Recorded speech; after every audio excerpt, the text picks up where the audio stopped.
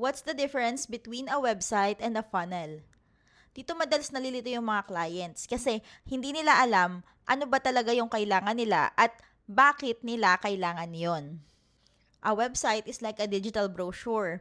So, it builds trust and explains what you do, what your services are, who you are, and your mission and vision. Here's an example. This is Russell Brunson's website. Makikita mo dito yung tungkol sa kanya, ano yung mga companies na binild niya, at yung mga social media sites niya. So dito, makikita mo who is Russell Brunson. But a funnel, it has one specific goal. For instance, meron kang course na gustong enrollan. Pag clinic mo yung link, mavivisit mo yung opt-in page.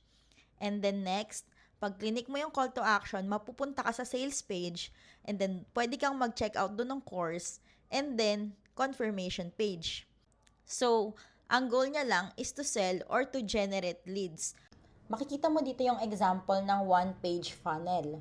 Pag visit mo yung site ng Netflix, meron lang iisang call to action at iisa lang yung gusto nilang outcome. Walang overwhelming options, walang navigating menus, but ang goal lang is for you to type in your email and subscribe. So kung ang goal mo is to explain your brand, to introduce your brand, you need a website. But if ang goal mo is to sell or to generate leads, you need a funnel.